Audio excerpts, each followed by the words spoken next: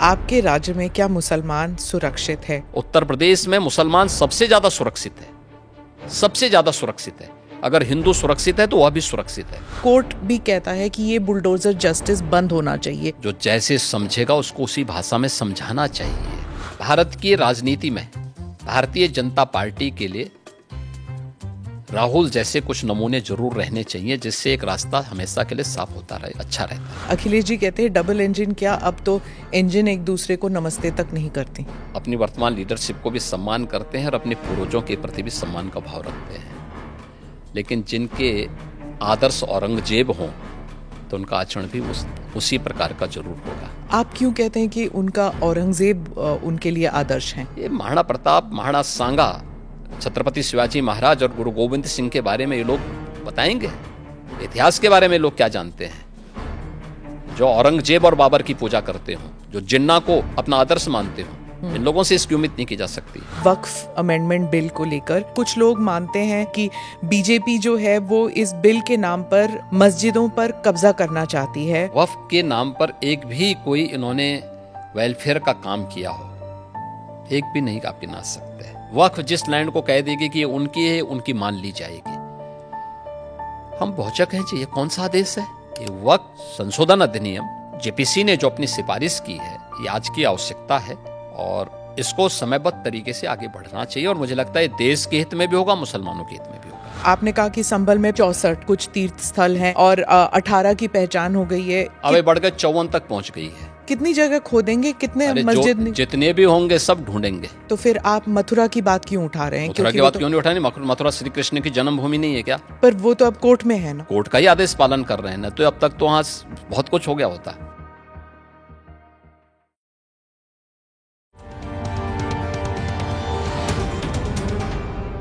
Namaste, Jai Hind. You're watching or listening to another edition of the ANI podcast with Smita Prakash. This episode is powered by easemytrip.com. My guest today is the Chief Minister of Uttar Pradesh, Yogi Adityanath. Since he needs no introduction, I'm going to jump straight into the conversation. मुख्यमंत्री जी, ANI के साथ बात करने के लिए धन्यवाद। आपकी सरकार को सत्ता में आए 8 साल हुए हैं। इन 8 साल में प्रशासन की सबसे बड़ी उपलब्धियां क्या हैं? मेरा ये मानना है कि किसी भी सरकार के लिए, लोकतंत्र में किसी भी सरकार के लिए सबसे बड़ी उपलब्धि जनता जनार्दन की संतुष्टि होनी चाहिए। और मैं इस बात को कह सकता हूं कि पिछले 8 वर्ष में हमारी सरकार ने प्रधानमंत्री मोदी जी के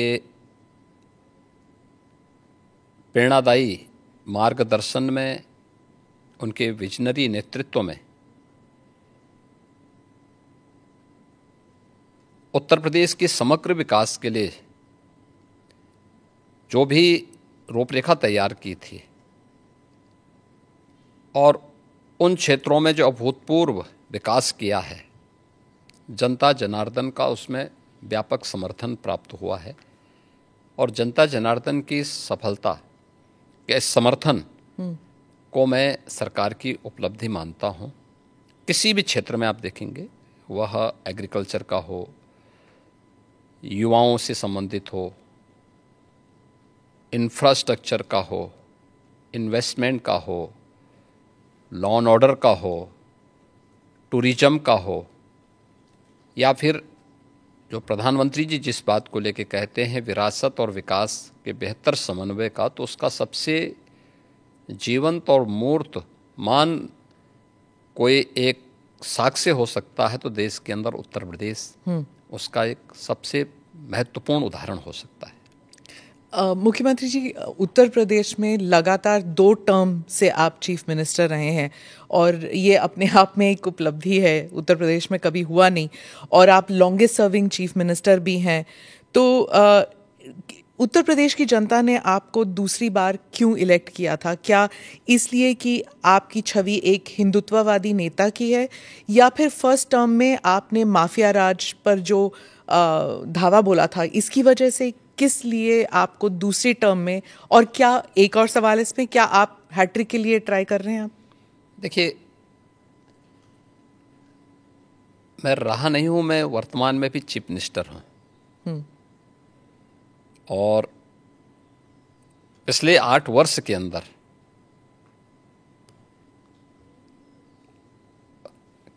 अपनी पार्टी के नेतृत्व के कारण, पार्टी के और सहयोगी दलों के सभी नेताओं के सहयोग के कारण, भारतीय जनता पार्टी के एक कार्यकर्ता और अन्य सहयोगी संगठनों के सहयोग से जनता जनार्दन का जो आशीर्वाद हमें प्राप्त हुआ है, तो ये हमारी सरकार को पहली बार यह अवसर मिला है कि आज़ादी के बाद कोई मुख्यमंत्री 5 वर्षों तक लगातार काम करे और फिर से वह 2/3 मेजॉरिटी के साथ गवर्नमेंट बना ले। ये फर्स्ट टाइम हुआ था और यह भी उपलब्धि हमारे साथ जुड़ी थी। और पिछले 8 वर्ष से तो हम यहाँ सेवा कर ही रहे हैं, तो सेवा, सुरक्षा और सुशासन का जो मॉडल हमारी पार्टी का था, उसको प्रभावी ढंग से उत्तर प्रदेश में लागू करने के कारण आज जनता जनार्दन का व्यापक आशीर्वाद भारतीय जनता पार्टी के साथ में है, हमारे साथ में है। और लोकतंत्र में जनता जनार्दन का आशीर्वाद जिसके साथ में होगा वह सरकार में आएगा। तो ये SSS तो ट्रिपल टाइम सरकार, तो SSS तो उसी का उदाहरण है। तो फिर तीसरी बार के लिए भी आप कोशिश करेंगे? मैं कोशिश नहीं करूंगा, हमारी पार्टी कोशिश करेगी। पर चीफ मिनिस्टर तो आप ही बनेंगे ना? नहीं, मैं क्यों बन सकता हूँ? भारतीय जनता पार्टी का कोई भी कार्यकर्ता बन सकता है। अच्छा, क्योंकि ऐसी अटकलें लगाई जा रही थी, क्योंकि आपने कहा था कि जब आप पहली टर्म में आपको कुछ अफसर ने कहा था कि आप अयोध्या मत जाइए, विवाद हो सकता है, और आपने कहा कि अगर सत्ता चली भी जाए तो कोई बात नहीं। अब आपने ये 2-3 बारी कहा कि सत्ता चली जाएगी, त्याग देंगे। जब ऐसी बातें होती है तो फिर अटकलें लगाई जाती है कि शायद योगी जी दिल्ली की तरफ देख रहे हैं या फिर दिल्ली से न्योता आया है। देखिए, ये उदाहरण उन प्रसंगों को लेकर के होते हैं जहाँ पे विरासत को आगे बढ़ाने का एक जज्बा सामने आता है। 2017 के पहले अयोध्या की क्या स्थिति थी, हर एक व्यक्ति जानता था। एक जद्दोजहद के साथ जब हम लोग उस समय अयोध्या की यात्रा करते थे तो बहुत सारे बैरियर हुआ करते थे, बुनियादी सुविधाओं का अभाव था और अयोध्या अपनी पहचान के लिए मोहताज थी। 2017 में भारतीय जनता पार्टी की डबल इंजन की सरकार उत्तर प्रदेश में बनी और उत्तर प्रदेश में सरकार बनने के बाद उन चुनौतियों से भी हमें का भी सामना करना था। जो आज़ादी के बाद से लगातार जिन भावनाओं को दबाया गया था वहाँ पे,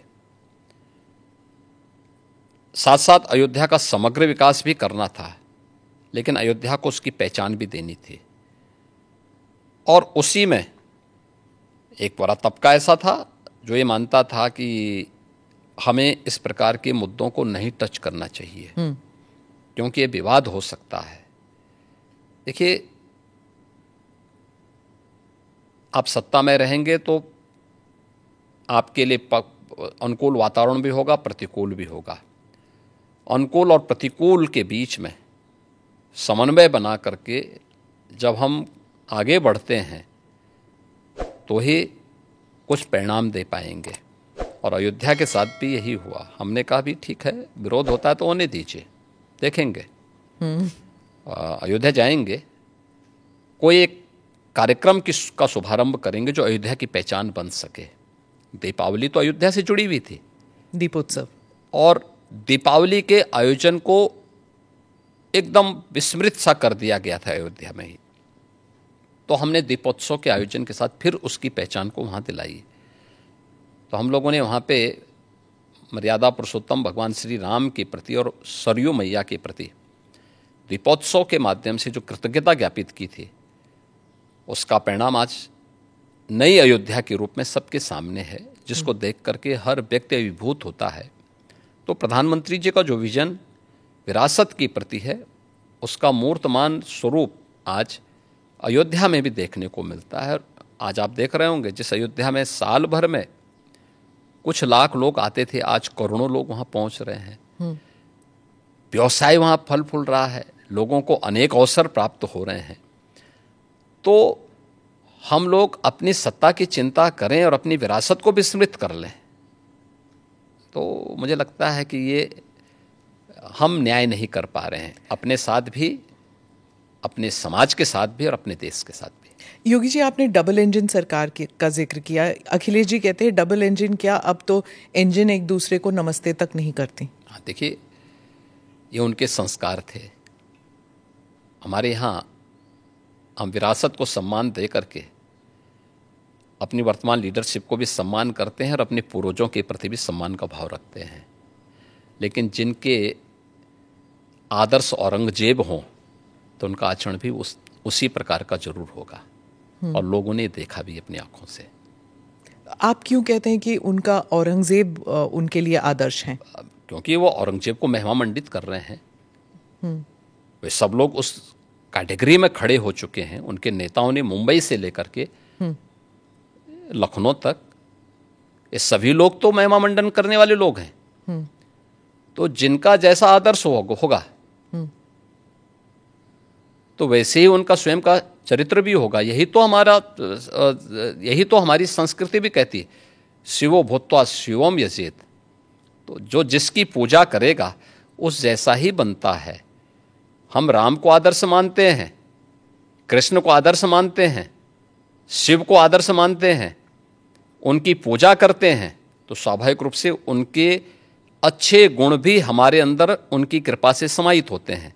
जो औरंगजेब को, बाबर को अपना आदर्श मानता होगा तो उन जैसे गुण भी उनके अंदर देखने को मिलेंगे, और ये आचरण लोगों ने अपनी आंखों से देखा भी है और आगे भी देखेंगे। वो कहते हैं आपको हिस्ट्री के बारे में कुछ पता नहीं है। राणा संगा के बारे में उन्होंने कहा कि वो थे जिन्होंने बाबर को न्योता दिया था। आप जानते नहीं हैं अपने विरासत के बारे में। हिस्ट्री ये लोग जानते हैं। हिस्ट्री यही लोग जानते हैं जो जिन्ना को महिमा मंडित करते हैं।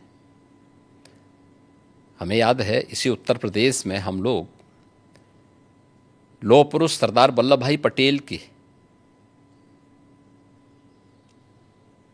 Unity, run up for unity के कार्यक्रम के साथ जुड़ रहे थे।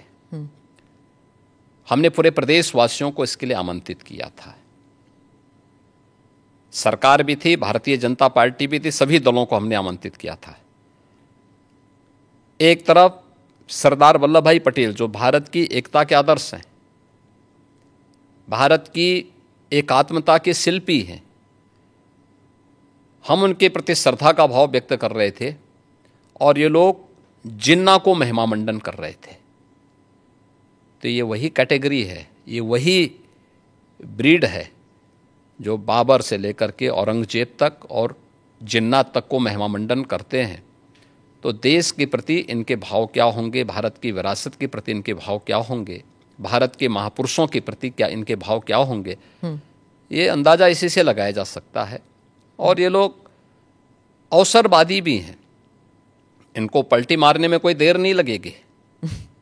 भाई आज कर रहे हैं तो कहीं वोट लेना होगा, तो उनके कुछ नेताओं ने बयान देने शुरू किए हैं कि अब जो लॉस हो रहा है और जो कटघरे में खड़े हुए हैं, ठीक है, तो उसके बारे में इन्होंने कहना शुरू कर दिया, नहीं साहब ये तो जो है उन्होंने गलत बोला है, और ये तो राष्ट्रीय महापुरुष थे, राष्ट्र नायक थे। राणा सांगा के इतिहास को अगर इन्होंने पढ़ा होता, और महान योद्धा जिसके शरीर के घाव इस बात को बताते थे कि इन्होंने भारत की धर्म और संस्कृति को बचाने के लिए उस समय किस प्रकार के पराक्रम का परिचय दिया था। ये महाराणा प्रताप, महाराणा सांगा, छत्रपति शिवाजी महाराज और गुरु गोविंद सिंह के बारे में ये लोग बताएंगे। इतिहास के बारे में लोग क्या जानते हैं?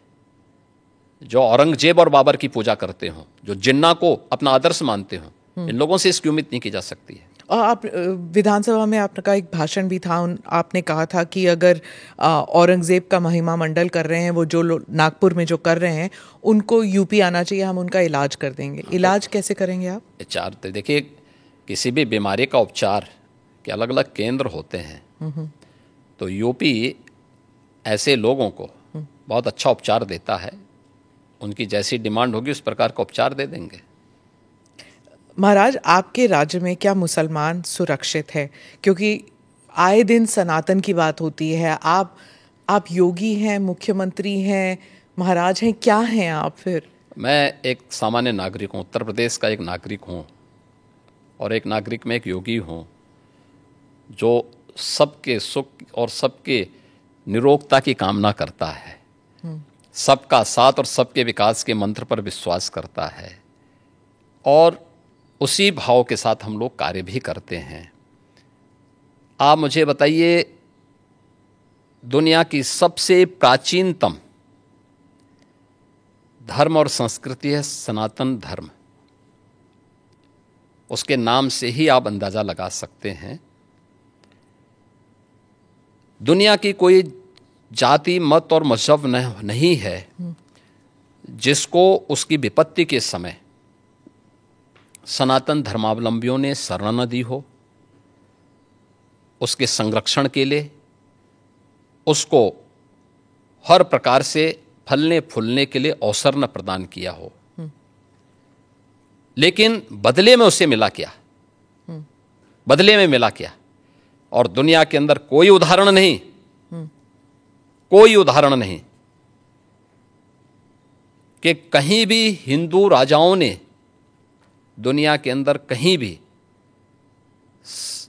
अपने बल पर, अपने वैभव के दंभ से किसी पर आधिपत्य स्थापित किया हो, कहीं नहीं है। देखिए उदाहरण, अयम निज परोवेति गणना लघु चेतसाम उदार चरितानाम तो वसुधैव कुटुंबकम, इस सनातन वाक्य है। दुनिया के अंदर कोई बोलता है? दुनिया के अंदर किसी ने इसका आचरण किया? कोई नहीं किया। सब तो हड़पना चाहते हैं। यानी यह अपना है, यह पराया है, भेदभाव छोटी संकुचित बुद्धि के लोग करते हैं। उदार चरित्र के लोगों के लिए तो पूरी दुनिया ही एक परिवार है। इस भाव के साथ सनातन धर्मावलंबी ने हमेशा काम किया है, और आज भी उदाहरण देखने को मिल सकता है कि 100 हिंदू परिवारों के बीच में, 100 हिंदू परिवारों के बीच में एक मुस्लिम परिवार सबसे सुरक्षित रहता है। उसको इसके पर्व और त्योहारों को,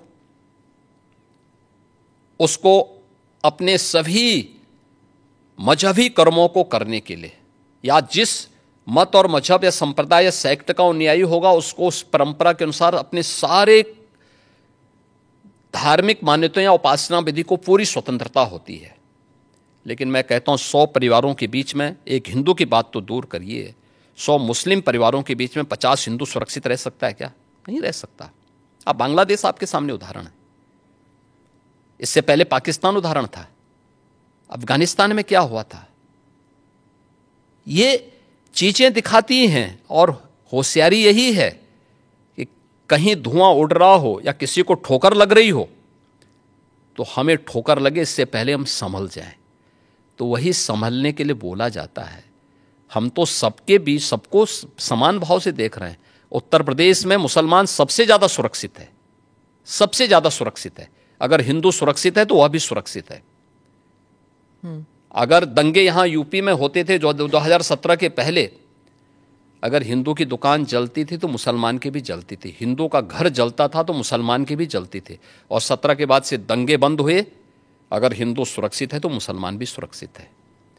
और दूसरा जो मैंने कहा कि इतिहास में कोई उदाहरण नहीं बता सकता कि अपने बल से, अपने वैभव से किसी हिंदू राजा ने किसी देश पर जबरन कब्जा किया हो, कभी नहीं। इतिहास इसका उदाहरण है, आप उठा के देख सकते हैं। भगवान राम लंका में गए और लंका में रावण पर विजय प्राप्त करके लक्ष्मण को वहां के वैभव को देख के थोड़ा मोहित हुए। भगवान राम ने कहा, नहीं लक्ष्मण, उन्होंने उनको एक ही बात कही, और मुझे लगता है कि आज की पीढ़ी के लिए बहुत प्रेरणादायी है जो उन्होंने उस समय कही थी। लक्ष्मण जी को जो प्रेरणा, जो निर्देश भगवान राम दे रहे हैं लंका के बारे में, अपि स्वर्णमयी लंका नमे लक्ष्मण रोचते, जननी जन्म भूमिस्य स्वर्गादपि गरीयसी, कि लक्ष्मण, लंका भले ही सोने की क्यों न हो, लेकिन याद रखना ये मुझे रुचिकर नहीं लगती, मेरी रुचि का नहीं है। मेरा काम था माता सीता को दुरात्मा रावण से मुक्त करना, वो मैंने कर लिया है। अब हमें यहां से निकलना है, क्योंकि जिस माँ ने जन्म दिया है और जहां हमने जन्म लिया है उससे बढ़कर के दूसरा कोई भी, स्वर्ग से बढ़कर के उपभोग दूसरा हो ही नहीं सकता, इससे बढ़कर के उपभोग हो ही नहीं सकता है, चाहे वो स्वर्ग ही क्यों ना हो। और इसलिए हम यहाँ नहीं करेंगे। ये उदाहरण मैं इसलिए दे रहा हूँ जिसलिए जो सनातन धर्म पर प्रहार करते हैं उनकी आंखें खुलें, वो देखें। उदाहरण हमारे सामने पर्याप्त हैं और ऐसे अनेक उदाहरण आपको समय समय पर मिलेंगे। मुख्यमंत्री जी, आपने रोग हटाने की बात की, लेकिन कभी कभी ऐसे लगता है आप रोग ही हटाने की बात कर रहे हैं, क्योंकि जो बुलडोज़र चला है, आज नागपुर में चला है, यहाँ पर भी कोर्ट भी कहता है कि ये बुलडोज़र जस्टिस बंद होना चाहिए, लेकिन कोई बंद नहीं कर रहा। आज भी नागपुर में चला है, तो ये जब बुलडोज़र जस्टिस जब मना किया है फिर भी चल रहा है। देखो, जो न्याय मानते होंगे उनके लिए न्याय होता है। जो स्वयं न्याय को, कानून को अपने हाथों में लेते हैं, तो बहुत बार कानून के दायरे में रह करके उनको सबक भी सिखाया जाता है। जो जैसे समझेगा उसको उसी भाषा में समझाना चाहिए। आप मुझे बताइए, कोई हिंसक बनकर के प्रहार करने के लिए आ जाए हमारे सामने और हम उसके सामने गिड़गिड़ाएं, ये नहीं। अगर वो हिंसक बन के आया तो उसको पहले उसकी हिंसा का प्रतिकार तो वहाँ पे करना पड़ेगा ना। आप कानून के दायरे की बात कर रहे हैं, फिर आपने कहा कि संभल पे आ रही हूं मैं, आपने कहा कि संभल में 65 कुछ तीर्थ स्थल हैं, 64 और 18 की पहचान हो गई है। योगी जी अब बढ़ गए 54 तक पहुंच गई है। आप कितनी जगह खोदेंगे, कितने मस्जिद? जितने भी होंगे सब ढूंढेंगे, जितने भी होंगे सब ढूंढेंगे, सब निकालेंगे और दुनिया को बोलेंगे कि भगवान ने जिसको आंखें दी हैं वो आके देखो तो क्या हुआ था संभल में। देखिए, संभल एक सच्चाई है और मैं इसलिए नहीं कह रहा हूं भाई आपको उपासना विधि की पूरी छूट है, कहीं भी आप बनाइए, लेकिन आप तो इस्लाम के मुद्दों से ही भटक करके काम किए हैं। पर ये तो बन चुके हैं, अब बन नहीं चुके हैं। इस्लाम कहता है कि किसी भी हिंदू मंदिर या किसी हिंदू घर को तोड़ करके आपके द्वारा बनाई गई कोई भी इबादत गृह एक खुदा को स्वीकार्य नहीं है। क्यों आपने बनाई? आप तो इस्लाम के विरुद्ध आचरण कर रहे हैं। पर आप तो कानून के दायरे में रहकर, हम कानून के दायरे में रह के सब काम कर रहे हैं। अगर कानून के दायरे में रह रहे हैं तो फिर आप मथुरा की बात क्यों उठा रहे हैं? मथुरा की बात क्यों नहीं उठानी? मथुरा श्री कृष्ण की जन्मभूमि नहीं है क्या? पर वो तो अब कोर्ट में है ना। कोई कोर्ट का ही आदेश पालन कर रहे हैं ना, तो अब तक तो वहां बहुत कुछ हो गया होता। तो अयोध्या, काशी, अब फिर मथुरा भी, और कितने और? आप मुझे बताइए, सनातन हिंदू धर्म के जो महत्वपूर्ण स्थल हैं उन सभी स्थलों को हमारी विरासत के प्रतीक हैं। देखिए, डॉक्टर राम मनोहर लोहिया के नाम पे राजनीति बहुत सारे लोग करते होंगे। संभल में 65 निकाल रहे हैं आप, तो फिर 65 नहीं, वहां 68 सभी तीर्थों को हम निकाल रहे हैं।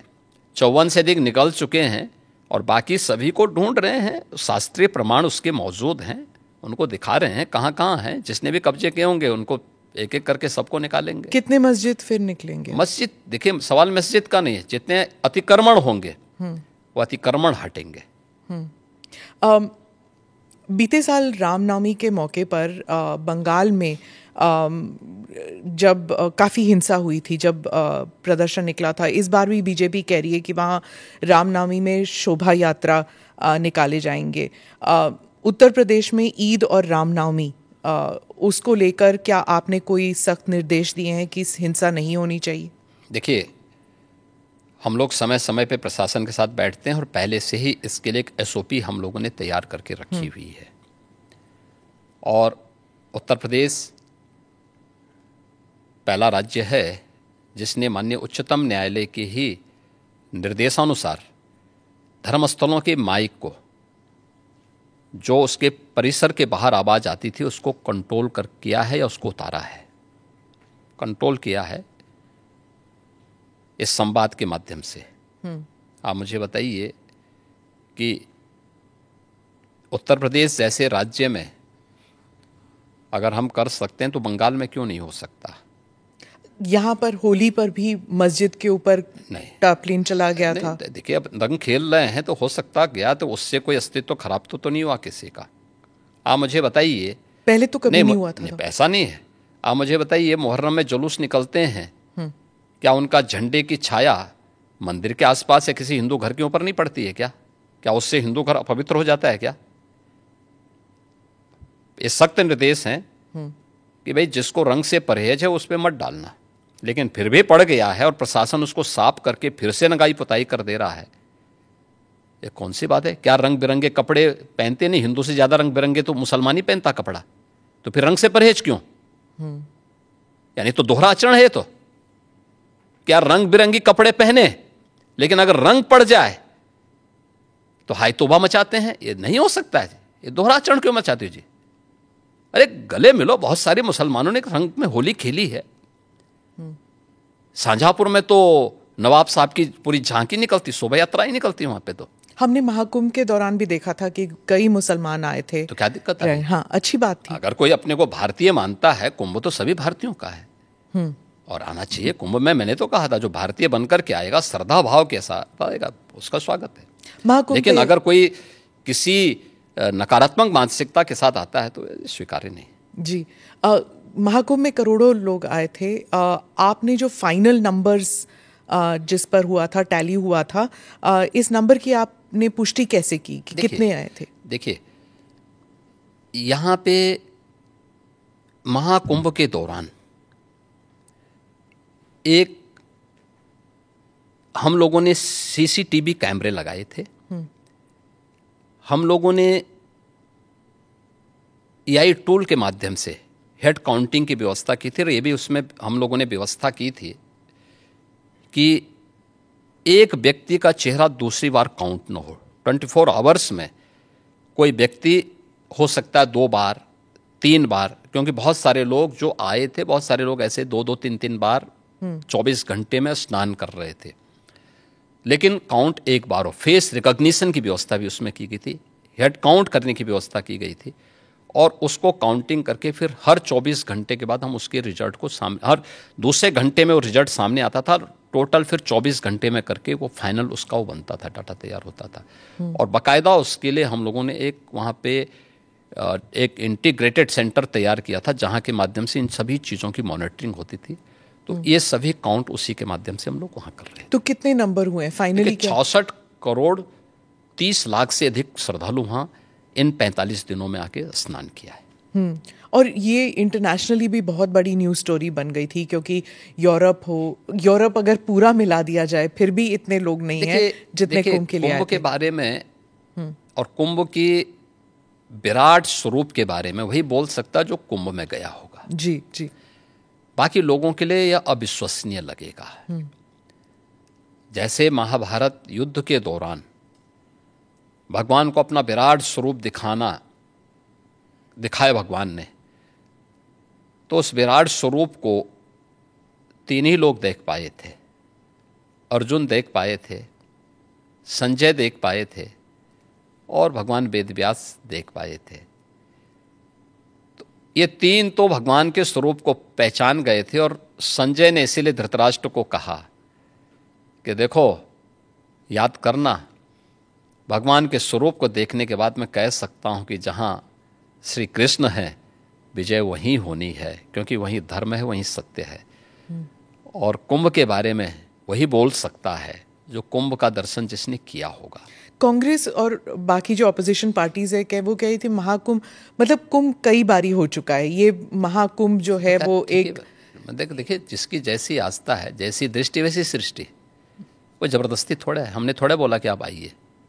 जो आते थे उनके नेतागण बहुत सारे आए, उनके जो नेता थे, उनके मंत्रीगण आए थे, डिप्टी सीएम आए थे, बहुत सारे लोग आए थे, उनके मुख्यमंत्री भी आए थे कांग्रेस के बहुत सारे, वे तो आके अभिभूत होके गए।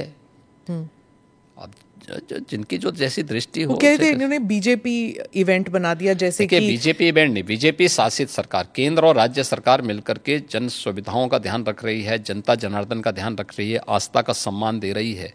और कुंभ का यह स्वरूप जो देखने को मिला है, आखिर 1947 से लेकर के और ज़्यादातर समय तक 2014 तक, तो ज़्यादातर समय तक कांग्रेस ही देश में शासन की है। तो उन्होंने इस दौरान क्यों नहीं किया? उनको बहुत बार अवसर मिला था। प्रदेश में भी 1947 से लेकर के और 1989 तक कांग्रेस की सरकार ज़्यादातर रही है, तो उन्होंने इस दौरान क्यों नहीं जन सुविधाओं का ध्यान रखा? उस समय कुंभ के इस विराट स्वरूप को और वैश्विक स्वरूप को क्यों नहीं प्रस्तुत किया? कुंभ के बारे में देश के अंदर एक सकारात्मक भाव पैदा हो और ये वैश्विक मान्यता इसको प्राप्त हो, तो मोदी जी के कारण आज संभव हो पाया है। प्रधानमंत्री मोदी जी ने यूनेस्को से 2019 में प्रयागराज कुंभ को मानवता की अमूर्त सांस्कृतिक धरोहर के रूप में मान्यता दिलाई जी। दुनिया के सभी मिशन को प्रयागराज में आमंत्रित करने की कार्रवाई को आगे बढ़ाया। दुनिया के देशों के प्रवासी भारतीयों को कुंभ के आयोजन के साथ जोड़ने का काम किया। 19 में प्रवासी भारतीय दिवस का आयोजन वाराणसी में कराया गया और इन आयोजनों के साथ दुनिया के लोगों को जोड़ने का अभिनव कार्य भी ये प्रधानमंत्री मोदी जी के साथ हुआ। और कुंभ का मतलब भव्य और दिव्य हो, स्वच्छता, सुरक्षा और सुव्यवस्था उसका मॉडल बने, जनता जनार्दन की सुविधा और उनकी आस्था का सम्मान करना हम सीखें। मोदी जी ने जो विजन दिया आज जो जमीनी धरातल पर दिखाई दे रहा है, तो जनता जनार्दन ने इसको हाथों हाथ लेकर के पूरा देश उमड़ पड़ा, पूरी दुनिया उमड़ पड़ी। जो हादसा हुआ था महाकुंभ के दौरान, कुछ लोगों की मृत्यु भी हुई थी, आपने जांच बिठाई थी, उसके बारे में कुछ अपडेट बताएंगे? देखिए, वह एक जुडिशल कमीशन है और उसमें माननीय उच्च न्यायालय ने भी और सुप्रीम कोर्ट ने भी जो उसके बारे में डायरेक्शन दिए थे उसके अनुसार वो अपना काम कर रहा है। हमने 1 महीने का समय दिया था, माननीय उच्च न्यायालय ने कहा कि नहीं, 1 महीने ने इसको कुछ और समय दे करके उसका विस्तार देकर कुछ उन्होंने नए चीज़ें उसके साथ जोड़ी है, तो उसके अनुसार वो कार्य कर रहा है। और उन सभी तथ्यों को लेकर के जो राज्य सरकार ने उसके लिए तय किए थे और माननीय न्यायालय ने जो उसके बारे में उसका थोड़ा विस्तार दिया है, इसको लेकर के वो अपना कार्य कर रहे हैं। उसमें सभी पक्षों से वो बातचीत भी कर रहे हैं, बयान ले रहे हैं, साक्ष्य कलेक्ट कर रहे हैं और फिर उसके बाद जो भी फाइंडिंग आएगी तो उसकी रिपोर्ट वे लोग देंगे, तो फिर इस पर हम लोग आगे कार्रवाई करेंगे। ममता बनर्जी ने कहा कि प्रबंध सही नहीं थे, उन्होंने मृत्यु कुंभ कहा, इसके बारे में मैंने कहा ना, जिसकी जैसी दृष्टि होगी है। मैं कहता हूँ बंगाल के प्रतिदिन 13 जनवरी से लेकर के और 26 फरवरी तक 50,000 से 1 लाख श्रद्धालु पर डे वहाँ से आता था प्रयागराज में, और वो स्वाभाविक रूप से इस भीड़ को देख करके वेस्ट बंगाल की सरकार स्वयं घबरा गई, क्योंकि उनके रेलवे स्टेशन, उनके एयरपोर्ट पर हर कोई प्रयागराज आने के लिए उतावला था। लेकिन चाहे वह वेस्ट बंगाल की गवर्नमेंट ने, चाहे वह कांग्रेस ने, आरजेडी ने या समाजवादी पार्टी ने महाकुंभ के बारे में जो भी बात कही है वो उनके तुष्टीकरण की पराकाष्ठा का उदाहरण है, भारत की आस्था का अपमान करने का एक उदाहरण है। लेकिन महाकुंभ ने साबित किया है कि नहीं, वह मृत्युंजय महाकुंभ था और महाकुंभ में जो भी आया अभिभूत होकर के गया। मृत्युंजय महाकुंभ, मृत्युंजय महाकुंभ। अच्छा, मैं इससे थोड़ा सा हटके फिर से उत्तर प्रदेश के एक और मेले के बारे में पूछना चाहती हूँ, जो गाजी सलार मसूद के नाम से जो मेले लगते हैं संभल और बहराइच में। अब बात चल रही है कि शायद उसको भी बंद किया जा सकता है, और आपने भी कहा था कि गाजी सलार मसूद या उनके जैसे जो हमलावर हस्तियां हैं उन्हें एक आइडल, उन्हें एक उस रूप से नहीं देखना चाहिए और नए भारत में उनके लिए जगह नहीं है? देखिए, आक्रांताओं को महिमामंडित नहीं करना चाहिए।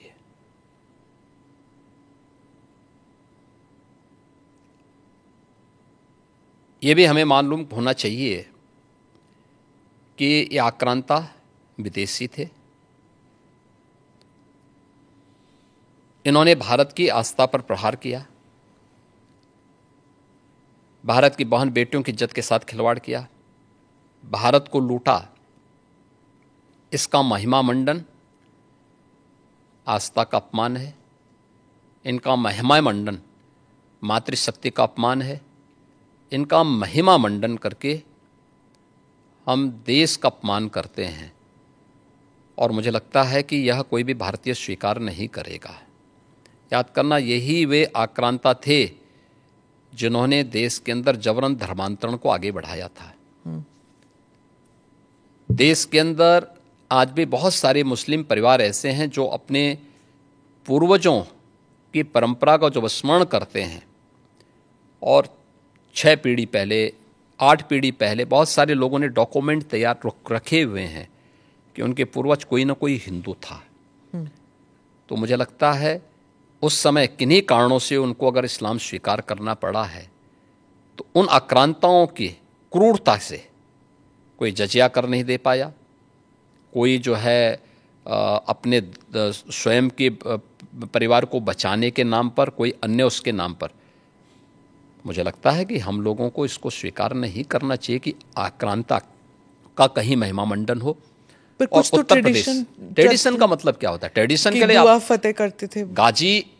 गाजी को तो कहीं, गाजी तो यहाँ उत्तर प्रदेश में कोई भी युद्ध जीता नहीं था। देखिए, सालार मसूद गाजी वही है जिसने मोहम्मद गजनवी के साथ भगवान सोमनाथ के मंदिर को लूटने और तोड़ने का काम किया था। ये विदेशी लुटेरा था और इसको महाराज सुहेलदेव के नेतृत्व में हिंदू राजाओं ने जिस कार्य के लिए हकदार था, जिंदा खड़ा करके इसको पूरी तरह जलाया था। इस्लाम में सबसे क्रूर मौत मारी जाती है।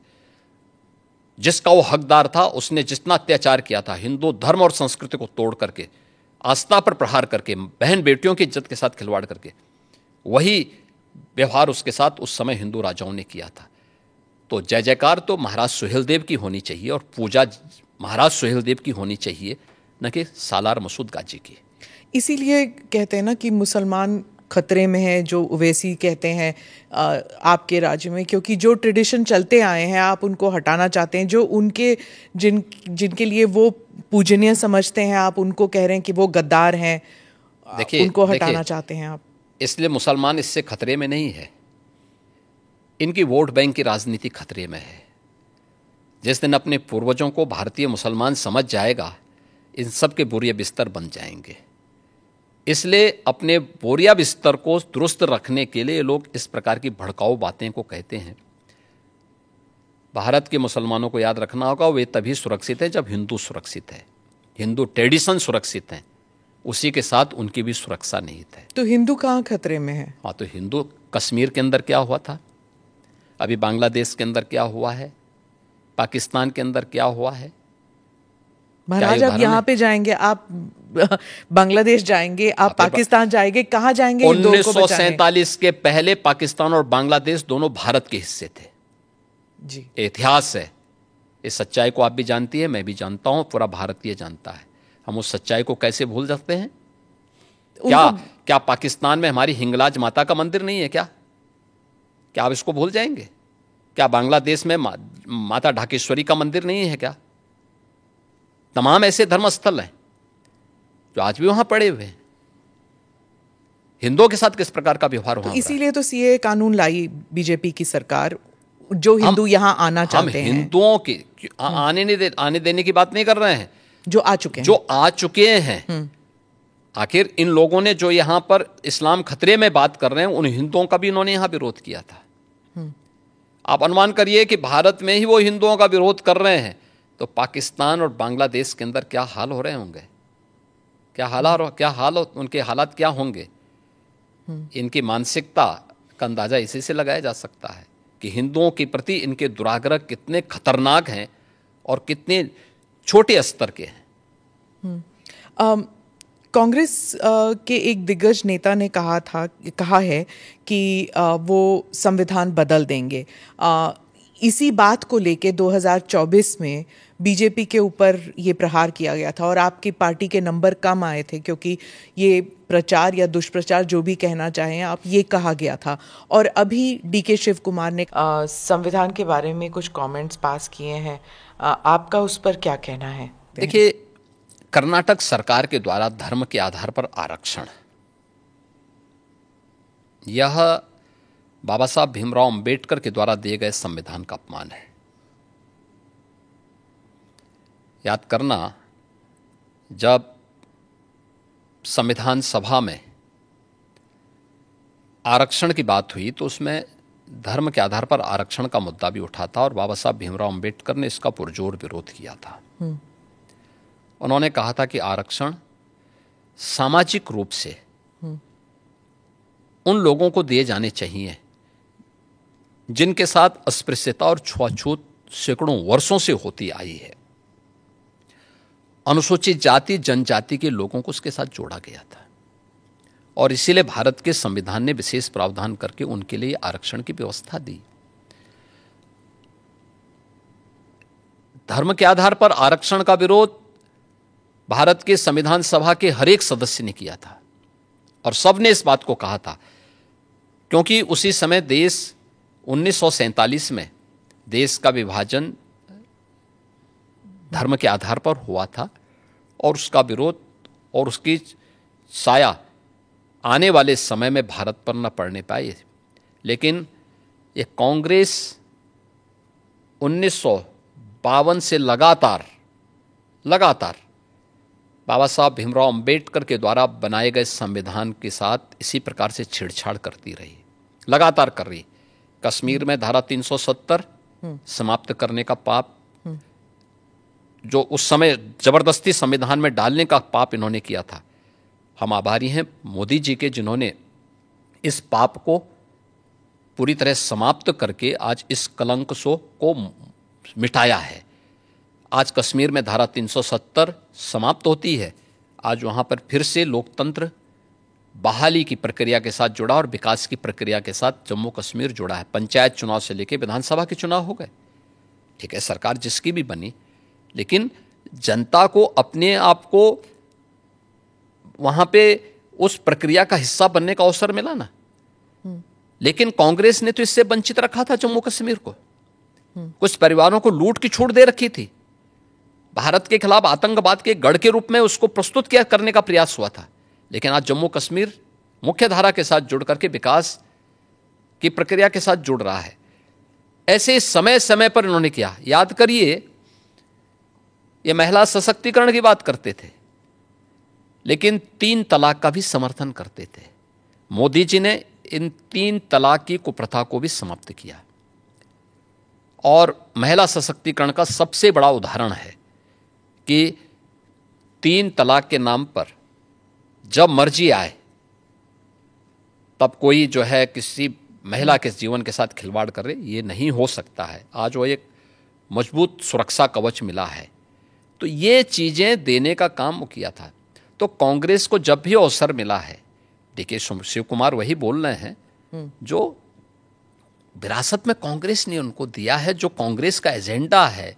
ये संविधान की प्रति लेकर के घूमते हैं, लेकिन इनको सच्चाई, अपने कृत्यों की सच्चाई के बारे में इनकी बताया जाना चाहिए कि इन्होंने कब कब बाबा साहब भीमराव अंबेडकर का अपमान किया और भारत के संविधान में कितने संशोधन करके इन्होंने संविधान की आत्मा को 1976 में क्या नहीं किया था इन्होंने संविधान के साथ में गला घोंटने का काम किया था। तो ये कांग्रेस तो हमेशा करती रही। और आगे जो भी बोल रहे हैं डीके शिव कुमार, ये वही बोल रहे हैं जो कांग्रेस की विरासत से उन्हें प्राप्त हुआ है। आपने कॉन्स्टिट्यूशन की बात कही, हाल ही में एक्चुअली कल ही हुआ था कि एक कॉमेडियन जो हैं महाराष्ट्र में, उन्होंने संविधान को दिखाया और कहा इस संविधान से मुझे अभिव्यक्ति की आज़ादी मिलती है, मैं कुछ भी कह सकता हूँ। अभिव्यक्ति की आज़ादी कानून के दायरे में, संवैधानिक मूल्यों के दायरे में होना चाहिए और उसी दायरे में अभिव्यक्ति की स्वतंत्रता है। आपकी अभिव्यक्ति की स्वतंत्रता किसी दूसरे पर व्यक्तिगत प्रहार करने के लिए नहीं हो सकती है। दुर्भाग्य है कि कुछ लोगों ने देश का चीरहरण करना, विभाजन की खाई को और चौड़ी करने के लिए इस अभिव्यक्ति की स्वतंत्रता को अपना जन्मसिद्ध अधिकार मान लिया है।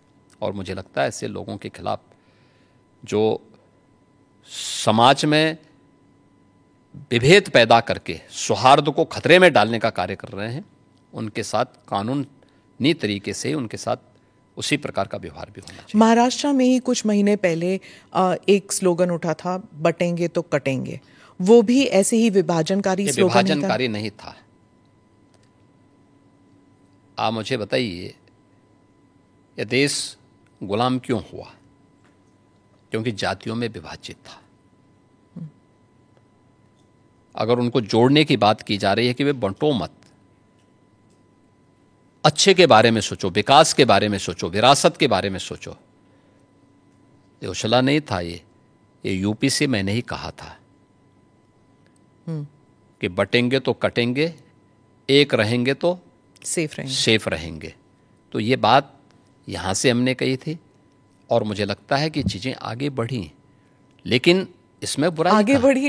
इलेक्शन जीत गए आप? नहीं, इलेक्शन हम उससे कारण नहीं जीते। इलेक्शन के बहुत सारे कारण होते हैं। एक नारा इलेक्शन जीतने का, कटने की बात जब होती है तो कैसे जुड़ने की बात? क्या बात करते हैं, क्यों नहीं जुड़ेंगे? जब कटने काटने की बात, आप मुझे बताइए, इतिहास में करोड़ों हिंदू काटे नहीं गए क्या? तो फिर लाखों हिंदू कश्मीर में काटे नहीं गए क्या? काटे नहीं गए थे। तो इसीलिए हम उसको भूल क्यों जाते हैं? इतिहास वर्तमान का दर्पण होता है और भविष्य की कार्य योजना बनाने का एक माध्यम भी होता है। तो इसको खुरेद के इसलिए वर्तमान पीढ़ी भूल गई होगी तो उसको बताने का एक माध्यम है। अरे बताना पड़ेगा हमें, ये हमारा दायित्व भी है। पर ये खुरेदने से क्या दंगे वंगे नहीं होंगे? दंगे कैसे होंगे? फिर दंगाइयों का उपचार भी तो है। दंगों से वह डरेगा जो उन दंगाइयों के सामने घुटने टेक करके नाक रगड़ते हैं। उनको घुटनों के बल चलने के लिए हम मजबूर कर लेते हैं और ठीक भी करते हैं उनको। ये जो आपका जो दबंग स्टाइल है, नहीं दबंग स्टाइल नहीं, ये हमारी शराफत का स्टाइल है। हाँ, आप ये कहते हैं, लेकिन अखिलेश जी और जो उत्तर प्रदेश के बाकी नेता हैं वो यही कहते हैं कि आप जो कह रहे हैं कि प्रशासन और लॉ एंड ऑर्डर जो कंट्रोल में है, ये सिर्फ लीपापोती की जाती है। वो उनके सोशल मीडिया हैंडल पे रोज तो मुझे कहता हो लिस्ट आता है। मैं क्या कर रहा हूँ? आप मुझे बताइए, 66 करोड़ लोग प्रयागराज में आए। आपकी एएनआई की तो पूरी टीम वहाँ कवरेज कर रही थी, कई कैमरे आपके लगे हुए थे। आपने किसी श्रद्धालु को ये कहते हुए सुना कि साहब मेरे साथ लूट हुई है? नहीं। किसी बहन और बेटे को ये कहते हुए सुना कि उसके साथ छेड़खानी हुई है? कहीं पे किसी को ये कहते हुए, किसी व्यापारी को कहते हुए सुना गया कि उससे जबरन किसी ने पैसा मांगा है? किसी व्यक्ति को अपहरण की कोई शिकायत वहाँ आई क्या इन 45 दिनों में? आप मुझे बताइए, इससे बड़ा उदाहरण और क्या हो सकता है? भाई हमारी कितनी भी फोर्स रही होगी वहाँ पे, तो फोर्स तो एक सीमित संख्या में थी ना। 50,000 के आसपास हमारी फोर्स वहाँ पे थी और प्रतिदिन 28, 29 और 30 इन 3 दिनों में 15 करोड़ श्रद्धालु आए थे। 29 के पहले यानी 28 के पहले प्रतिदिन 1 करोड़ से कम श्रद्धालु थे। 50,000 से लेकर 60,000, 50 लाख से लेकर 60 लाख तक आते थे। और 29 के बाद से फिर ये बढ़ता गया और 3 फरवरी के बाद से यानी बसंत पंचमी के बाद से यह और तेजी के साथ आगे बढ़ा। संख्या 1.5 करोड़, 2 करोड़, 1.5 करोड़, 2 करोड़ की पर डे की आ रही थी। लेकिन कहीं आप लोगों ने सुना? कोई बात नहीं थी। दूसरा, 25 करोड़ की आबादी का राज्य, अगर आपसी पहले से गुटबाजी नहीं है, पहले से वैमनस्यता नहीं है और कोई आपसी वो नहीं है, तो सामान्य रूप से कोई इस प्रकार की घटना को अंजाम नहीं दे सकता है। यह लिपापोती नहीं, ये वास्तविकता है। और ये उत्तर प्रदेश की बहन बेटियां इस बात को जब अभिव्यक्त करती हैं, हम लोग नहीं बोलते हैं, ये तो उत्तर प्रदेश की माताएं बहनें बोलती हैं, बेटियां बोलती हैं कि हम आज सुरक्षित हैं। नहीं तो 17 के पहले तो यहाँ पे स्कूली बालिकाएं बहुत सारी ऐसी थीं, ऐसे ऐसे कस्बे थे, ऐसे ऐसे जनपद थे जहाँ पर अभिभावक अपने बच्चों को या तो दूर के रिश्तेदार के पास या किसी हॉस्टल में दूर भेज देता था। आप मुझे बताइए, जब उस बेटी को माँ बाप का संरक्षण मिलना है बचपन में, तब वो दूर हॉस्टल में जा कर के पढ़ने के लिए मजबूर है। आज मुझे प्रसन्नता है कि डबल इंजन की भारतीय जनता पार्टी की सरकार के कारण वह बेटी अपने माँ बाप के संरक्षण में अपने घर से स्कूल जाती है और घर में वापस आती है। आज वो अपने को सुरक्षित महसूस करती है। और मैं तो एक बेटी से मिलने के लिए कैराना गया था। मैं जब उस परिवार में गया था 2015 में, उस परिवार के अभिभावक की हत्या हुई थी। वो एक व्यापारी परिवार था और जब उस परिवार से मिलने के लिए गया था, वह परिवार यहां से भाग करके सूरत चला गया था।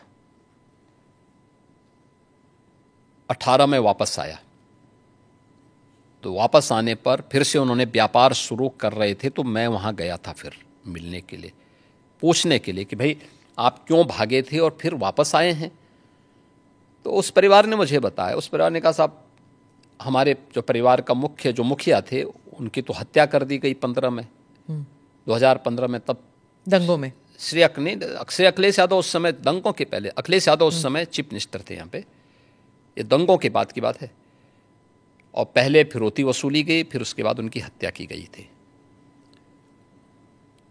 इसके बाद वो परिवार को जब कोई पुलिस संरक्षण नहीं मिला, क्योंकि वहाँ के ज़्यादातर हिंदू परिवार पलायन कर गए थे, कैराना छोड़ करके भाग चुके थे। लेकिन सरकार जब आई, सरकार ने जब ऐसे आपराधिक तत्वों के खिलाफ सख्ती शुरू की, हमारी सरकार आने के बाद, तो बहुत सारे परिवार वापस आना शुरू हुए। तो उनकी प्रॉपर्टी पे बहुत सारे दंगाइयों ने कब्जा करके रखा हुआ था, तो उन कब्जों को खाली, बहुत सारे लोगों ने तो सरकार बनते ही कब्जे खाली कर दिए थे। बाकी जो बचे हुए थे तो उनको हमने वसूली के साथ कब्जे खाली भी करवाए और ये सारी कार्रवाई वहाँ पे संपन्न हुई। तो उस परिवार से मैं मिलने के लिए गया था, क्योंकि उस परिवार के एक प्रमुख सदस्य की हत्या हुई थी और उसके बाद ही किराना का पलायन शुरू हो गया था। उस परिवार में 6ठी क्लास में पढ़ने वाली एक बालिका थी। मैं उस परिवार में गया तो मैंने उस बेटी से पूछा, मैंने कहा कौन क्लास में पढ़ती? उसने कहा 6ठी क्लास में। मैंने कहा स्कूल जाने में भय नहीं लगता है? उसने कहा नहीं, अब तो नहीं लगता है। अब सोचिए कि 3 साल पहले जो बेटी स्कूल जाने से वंचित रह गई थी और सूरत जाने के लिए मजबूर हुई थी, वही परिवार वापस आया, क्या उसको सुरक्षा नहीं मिलनी चाहिए थी? आप कह रहे हैं कि दंगाइयों के खिलाफ कार्रवाई नहीं होनी चाहिए, तो फिर इन बेटियों की सुरक्षा कौन करेगा? इन व्यापारियों की सुरक्षा कौन करेगा? तो यही डंडा इन बेटियों की सुरक्षा करता है, इन व्यापारियों की सुरक्षा करता है, इन दंगाइयों को और इन अपराधियों और माफियाओं को ठिकाने भी लगाता है। और इसलिए इतनी सख्ती हमें करनी पड़ती है। और तब 25 करोड़ की जनता भारतीय जनता पार्टी के साथ समर्थन के साथ खड़ी होती है। आपने इस परिवार का जिक्र किया, मैंने आपका एक भाषण सुना था जिसमें आपने कहा था कि जो यूपी का युवा है छिपता था ये कहने से कि मैं यूपी का हूँ, क्योंकि उसको एक श्रमिक के रूप में देखा जाता था, एग्रीकल्चर लेबर या कंस्ट्रक्शन लेबरर।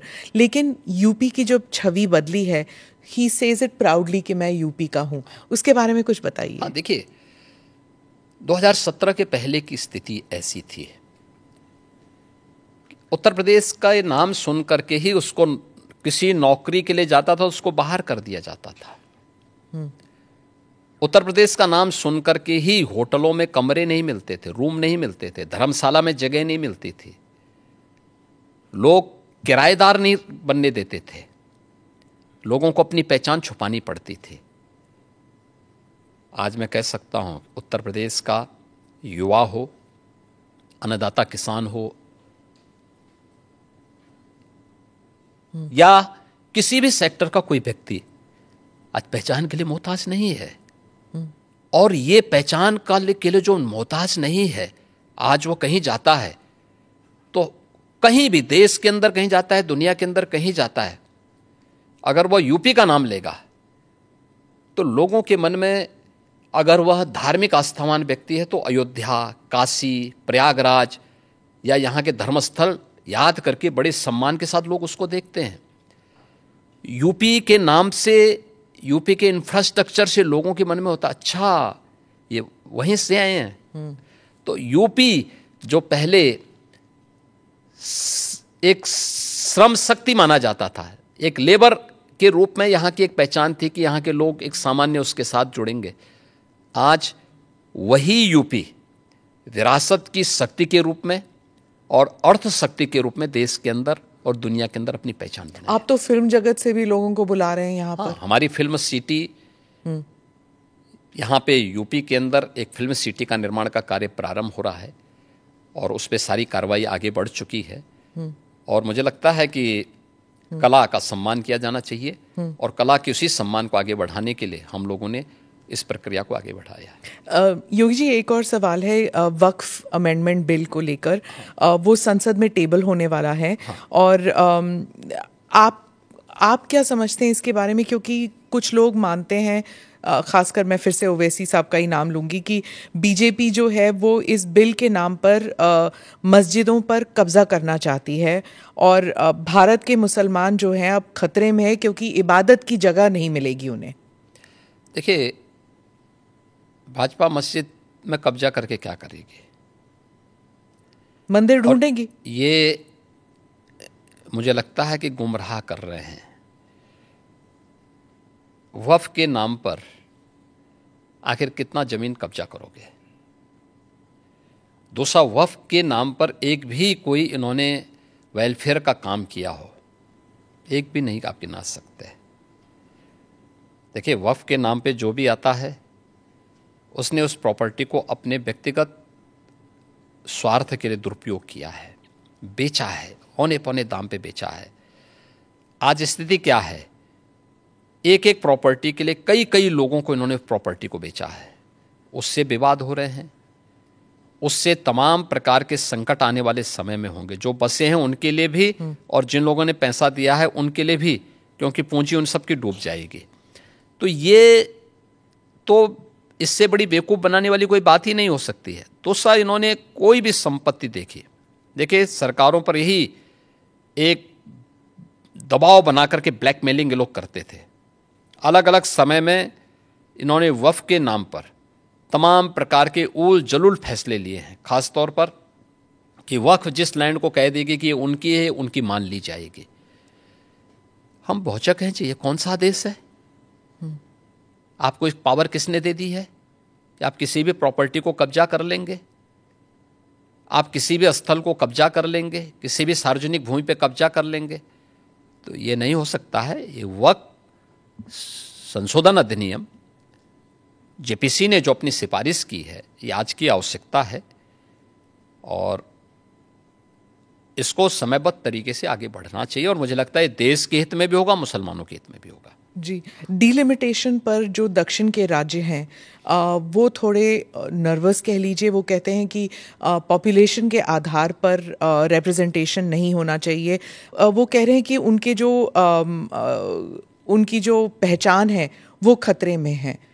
देखिए, माननीय गृह मंत्री जी ने इस मामले में बहुत स्पष्टता के साथ कह दिया है और ये केवल स्टालिन के नाम ने जो बैठक की है, केवल एक राजनीतिक एजेंडा है उनका। मुझे लगता है कि माननीय गृह मंत्री जी के वक्तव्य के बाद इस पर कोई भी प्रश्न नहीं खड़ा होना चाहिए। तमिलनाडु में ही हिंदी भाषा को लेकर काफ़ी विरोध हो रहा है। आप हिंदी बेल्ट के एक मुख्यमंत्री हैं, तो आप इस बारे में क्या सोचते हैं? देखिए, देश को भाषा के नाम पे या क्षेत्र के नाम पे नहीं बांटा जाना चाहिए। और हम आभारी हैं प्रधानमंत्री मोदी जी के, जिन्होंने वाराणसी में लगातार काशी तमिल संगमम की इस बार 30वें संस्करण को भी यहाँ पे आयोजित करवाया। यानी एक तरफ काशी है और उत्तर प्रदेश है, जिसमें काशी तमिल संगमम का आयोजन हो रहा है। तमिल भारत की प्राचीनतम भाषाओं में से एक है और इसका इतिहास उतना ही पुराना है जितना संस्कृत का इतिहास है। हर भारतीय के मन में तमिल के प्रति श्रद्धा और सम्मान का भाव है, क्योंकि भारत की विरासत के बहुत सारे तत्व आज भी उसमें मौजूद हैं। तो हिंदी से नफरत क्यों? भाषा कोई तोड़ती नहीं है, वो जोड़ने का काम करती है। और त्रिभाषा सूत्र के माध्यम से तो हिंदी को राजभाषा की मान्यता देकर के हिंदी, इंग्लिश और स्थानीय भाषा, वो तमिल हो सकती है, मलयालम हो सकती है, कन्नड़ हो सकती है, तेलुगु हो सकती है, मराठी हो सकती है, बंगाली हो सकती है, असमी हो सकती है, उड़िया हो सकती है, किसी भी अन्य भाषा को आप लोकल स्तर पर लागू करिए। ये तो देश के अंदर एकता का संदेश देने वाला, उत्तर से दक्षिण तक, पूरब से पश्चिम तक पूरे भारत को एकता के सूत्र में जोड़ने वाला माध्यम है। और मुझे लगता है कि भारत का राष्ट्रगान भी इसी बात का संदेश देता है। ये केवल एक संकीर्ण राजनीति है। जब इन लोगों के वोट बैंक खिसकते हैं तो ये लोग इसी प्रकार की क्षेत्रीयता की और भाषाई आधार पर बांटने की दुरभिसंधि करते हैं। जनता जनार्दन को देश की एकता के लिए इस प्रकार के किसी भी षड्यंत्र से हमेशा सचेत रहना चाहिए। कर्नाटका में और तमिलनाडु में, खासकर इन दोनों राज्यों में कई लोगों का मानना है कि जब यूपी या बिहार के जो हिंदी स्पीकिंग स्टेट्स के लोग जाते हैं और वहाँ पर बसते हैं, 10-15 साल भी रहते हैं, पर वहाँ की स्थानीय भाषा नहीं बोलते, हिंदी ही बोलते हैं और ऑटो रिक्शा वालों के साथ या फिर किसी रेस्टोरेंट में हिंदी में ही बात करते हैं, स्थानीय भाषा में नहीं करते। लेकिन उन राज्य से जब लोग उत्तर प्रदेश आते हैं तो हिंदी बोल लेते हैं, हिंदी में ही बात करते हैं, क्योंकि कामकाज की जो भाषा है वो हिंदी है। तो क्या समस्या आ रही? मैं कहता हूँ कि हमें हर भाषा को सीखना चाहिए। हम तो यहाँ उत्तर प्रदेश के विश्वविद्यालयों में तमिल भी पढ़ा रहे हैं, तेलुगु भी पढ़ा रहे हैं, कन्नड़ भी पढ़ा रहे हैं, मलयालम भी पढ़ा रहे हैं, और यही नहीं पढ़ा रहे हैं, हम लोग विदेशी भाषाओं को भी यहाँ पढ़ा रहे हैं यहाँ के विश्वविद्यालयों में। ये तो नेशनल एजुकेशन पॉलिसी में भी ये सारे प्रावधान किए गए हैं। तो अगर हम यहाँ तमिल पढ़ा सकते हैं, तेलुगु पढ़ा सकते हैं, मलयालम और कन्नड़ पढ़ा सकते हैं, मराठी पढ़ा सकते हैं। कल ही मैं बिठूर में गया था, नानाराव पेशवा के पावन जयंती कार्यक्रम के साथ जुड़ने के लिए गया था। बिठूर महोत्सव के साथ हमने भारत के 1857 के प्रथम स्वातंत्र समर के इस महानायक के सम्मान के साथ बिठूर महोत्सव को जोड़ा था।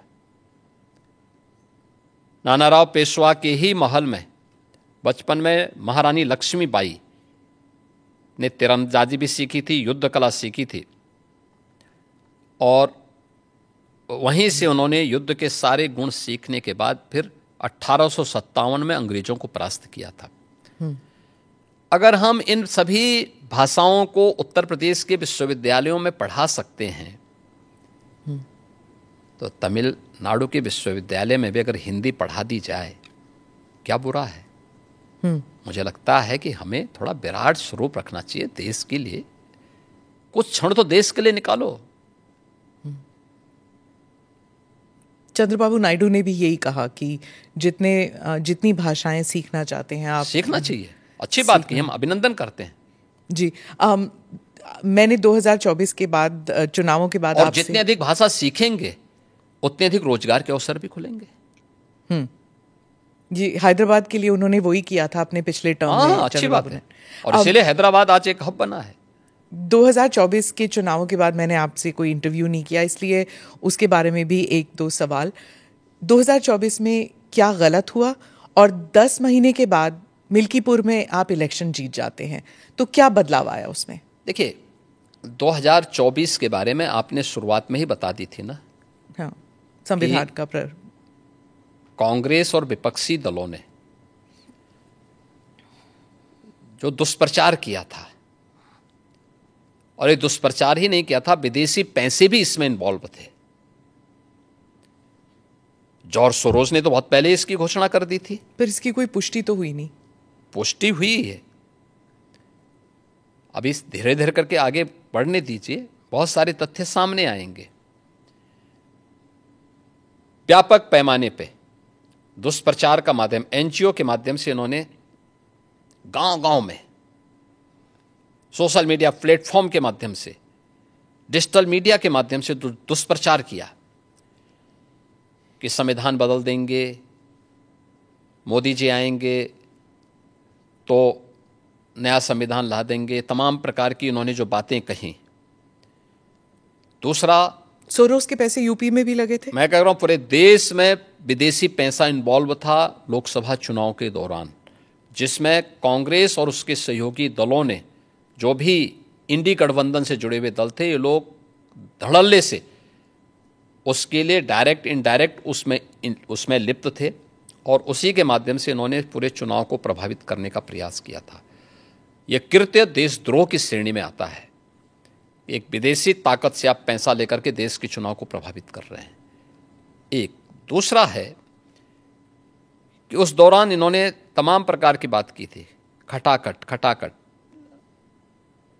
हर एक महिला के खाते में इतना पैसा आएगा।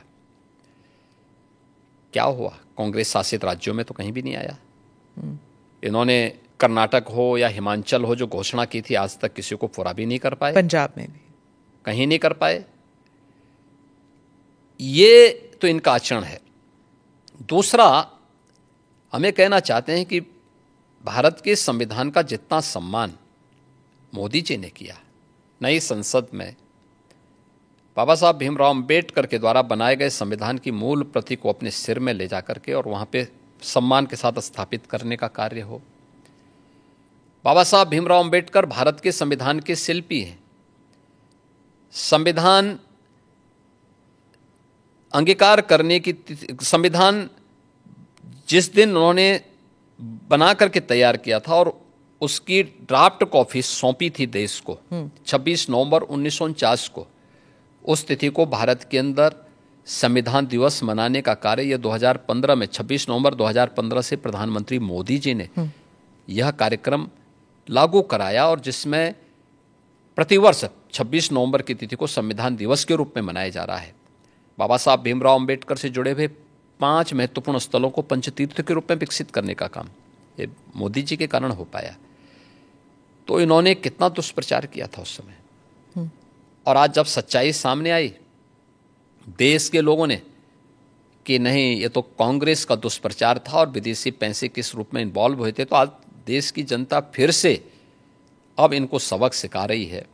हरियाणा, महाराष्ट्र और दिल्ली, अभी ये 3 चुनाव में परिणाम सामने आए और यूपी में भी 10 उपचुनाव हुए थे। 10 में से 8 भारतीय जनता पार्टी जीती थी और ये सभी, चाहे वो मिल्कीपुर हो, कटेहरी रही हो, कुंदर की रही हो, ये सभी समाजवादी पार्टी की सीट्स थी और वहाँ से बीजेपी उनको बहुत थम्बिंग मेजोरिटी से जीती है।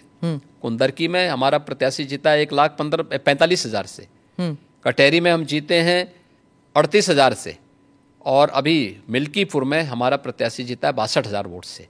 तो ये चीज़ें दिखती हैं कि जनता जनार्दन झूठ को बहुत दिनों तक बर्दाश्त नहीं करती। पर यह भी कहा जाता है कि उम्मीदवारों का जो चयन हुआ था 2024 में और फिर अब जो बाई इलेक्शंस हुए थे उसमें भी फर्क आया था। देखिए, उस समय कांग्रेस और उसके सहयोगी दलों का दुष्प्रचार ज़्यादा वो था और उन लोगों ने हर एक प्लेटफॉर्म का दुरुपयोग किया था। लेकिन जब कैंडिडेट लिस्ट होता है और सभी की सहमति से आगे बढ़ता है। एक और बात चली थी उस वक्त कि आरएसएस ने इतना प्रचार नहीं किया 2024 में, लेकिन महाराष्ट्र में, हरियाणा में, दिल्ली में वो ग्राउंड पर उतरे थे और उन्होंने प्रचार किया था। क्या आरएसएस के साथ कोई मतभेद था उस वक्त? देखिए, राष्ट्रीय स्वयंसेवक संघ भारत के अंदर एक अभिभावक के रूप में कार्य करने वाला एक ऐसा स्वयंसेवी संगठन है जो दुनिया के अंदर किसी देश में नहीं है और दुनिया का सबसे बड़ा स्वयंसेवी संगठन है। राष्ट्रीय स्वयंसेवक संघ राजनीतिक गतिविधियों में भाग नहीं लेता है। अपने केवल सामाजिक कार्यों के प्रति जन जागरण के अभियान के साथ जुड़ता है। राष्ट्रीय स्वयंसेवक संघ एक आम जनमानस को उनके मुद्दों के साथ, उनकी मातृभूमि के साथ जोड़ने का काम करता है। राजनीतिक गतिविधियों में राष्ट्रीय स्वयंसेवक संघ का कोई भी हस्तक्षेप नहीं होता है। राहुल गांधी हर राज्य में जाके यही कह रहे हैं कि राष्ट्रीय स्वयंसेवक संघ सभी भारतीयों को एक जैकेट में, एक विचार, एक सोच, एक एजुकेशन, एक किस्म से to go forward in life, एक ही रूल है, एक ही एग्जाम्पल है। और भारत में ये नहीं चलेगा। भारत में डाइवर्सिटी बहुत है। क्या एक भारत तो श्रेष्ठ भारत नहीं बनना चाहिए? तो अलग अलग तरीके होते हैं, अलग अलग रास्ते होते हैं। कौन से रास्ते होते हैं उनसे पूछना चाहिए ना। तो क्या कर रहे थे 6 दशक तक? पूछे ना अपने नाना से भी और अपने दादी से भी, अपने पिताश्री से भी। क्यों नहीं पूछा इन्होंने? क्यों नहीं उन्होंने उस समय किया? जो काम पिछले 10.5 वर्ष के अंदर मोदी जी ने करके दिखाया है, जिसमें पूरे भारत की स्वीकृति है, पूरा भारत का व्यापक जन समर्थन मोदी जी को प्राप्त हो रहा है, ये काम क्यों नहीं कांग्रेस ने कर लिया? अयोध्या के विवाद को तो हमेशा भी विवादी बने रहने देना चाहते थे। काशी की संकरी गलियों में गांधी जी के नाम पे जिंदगी भर राजनीति कर रहे हैं, लेकिन 1916 में काशी की संकरी गलियों को लेकर के गांधी जी ने टिप्पणी की थी काशी में, और बहुत कड़ी टिप्पणी की थी। क्यों नहीं उन्होंने राष्ट्रपिता महात्मा गांधी के उस सपने को साकार किया? वो मोदी जी ने ही साकार किया है। क्यों नहीं 3 तलाक की कुप्रथा को कांग्रेस ने समाप्त किया? क्यों नहीं कुंभ के आयोजन को इतनी भव्यता के साथ और दिव्यता के साथ कांग्रेस ने आगे बढ़ाया? क्यों नहीं देश के अंदर इंफ्रास्ट्रक्चर के वर्ल्ड क्लास मॉडल को कांग्रेस देने में क्यों विफल रही है? एक भारत श्रेष्ठ भारत के ये सभी अवसर हैं। और अयोध्या में आज तो राम मंदिर का निर्माण भी हो गया। एक नई अयोध्या के दर्शन सबको हो रहे हैं, जिस रूप में पूरा अयोध्या के प्रति लोग लालायित दिख रहे हैं। लाखों लोग प्रतिदिन आ रहे हैं दर्शन करने के लिए। राहुल गांधी तो भारत जोड़ो के लिए निकल पड़े थे, उन्होंने 2 यात्राएं की, तो फिर उनको क्यों आप कह रहे हैं कि वो विभाजनकारी काम करते हैं? देखिए, इनका भारत जोड़ो भारत तोड़ो अभियान का हिस्सा है। ये जहां जाते हैं, दक्षिण में जाएंगे तो उत्तर भारत की निंदा करेंगे, उत्तर में आएंगे तो दक्षिण की निंदा करेंगे, भारत से बाहर जाएंगे तो भारत की निंदा करेंगे। इसलिए इनके आचरण को देश समझ चुका है। लेकिन भारत की राजनीति में भारतीय जनता पार्टी के लिए राहुल जैसे कुछ नमूने जरूर रहने चाहिए, जिससे एक रास्ता हमेशा के लिए साफ होता रहे, अच्छा रहता है, बना रहे। आखिर में एक सवाल, आपने $1 ट्रिलियन इकोनॉमी की बात कही उत्तर प्रदेश के लिए, लेकिन पर कैपिटा इनकम अभी भी उस स्तर का नहीं है। तो ये 2 जो अलग अलग चीज़ें हैं, इनको आप कैसे एकजुट करेंगे? देखिए, उत्तर प्रदेश जैसे राज्य में यह एक चुनौतीपूर्ण कार्य था, और आदरणीय प्रधानमंत्री जी ने विजन हम लोगों के सामने रखा था। हम लोगों ने प्रधानमंत्री जी के प्रेरणादायी नेतृत्व में इस पर कार्य करना प्रारंभ किया। आज हमारी सरकार के 8 वर्ष पूरे हो रहे हैं। इसमें से 3 वर्ष के दौरान तो कोविड महामारी के साथ जूझते हुए हमारे व्यतीत हुए, लेकिन उस सब के बावजूद डबल इंजन की भारतीय जनता पार्टी की सरकार ने पिछले 8 वर्ष में, अगर जो तथ्य हैं, जो आंकड़े हैं, वह मैं आपके सामने रखता हूं, 1950 से लेकर के, यानी 1947 से लेकर के 2017 तक, इन 70 वर्षों में उत्तर प्रदेश की जो अर्थव्यवस्था थी, जीएसडीपी थी, वह 12,75,000 करोड़ की थी। और आज यह अर्थव्यवस्था 27.5 लाख करोड़ को पार कर चुकी है। यानी पिछले 8 वर्ष में, यानी जो 70 वर्षों में जितने हम पहुंचे थे, उससे दुगनी से अधिक हमने सफलता प्राप्त की है 8 वर्ष में, और वह भी तब जब 3 वर्ष कोविड महामारी से जूझते हुए हम लोगों ने कार्य किया है। पर कैपिटा इनकम 1947 से लेकर के 2017 तक कुल पहुंच पाई थी 46,000 तक। आज ये लगभग 1,10,000 तक पहुंची है। मेरा ये मानना है उत्तर प्रदेश प्रकृति और परमात्मा की कृपा का, असीम कृपा का प्रदेश है। हमारे पास युवा शक्ति है और ये बहुत प्रतिभाशाली युवा है।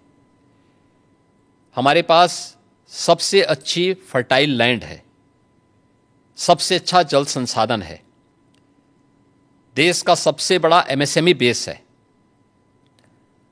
हमारे पास सबसे अच्छा इंफ्रास्ट्रक्चर है। पिछले 5 साल के अंदर इंफ्रास्ट्रक्चर को ठीक करना, युवा को शक्ति को, अपनी युवा शक्ति को, उसको उसके इस स्केल को स्किल में बदलने की कार्रवाई को इसके साथ बढ़ा करके हमने आगे उसको तैयार किया है। अब हमें अपनी स्पीड को बढ़ाना है और इसी स्पीड को बढ़ाने के लिए हम लोगों ने इस टारगेट को तय किया है कि 2029 में यूपी $1 ट्रिलियन की इकोनॉमी होगा और देश की अग्रणी अर्थव्यवस्था भी होगा। वो SSS वाली बात जो आपने प्रेस कॉन्फ्रेंस में की, SSS, ये SSS के माध्यम से ही हम इसको आगे बढ़ाएंगे। आपको हमारी शुभकामनाएं। ANI के साथ बात करने के लिए धन्यवाद। धन्यवाद, आपको बहुत बहुत धन्यवाद। Thank you for watching or listening to this edition of the ANI podcast with Smita Prakash. Do like or subscribe on whichever channel you have seen this or heard this. Namaste, Jai Hind.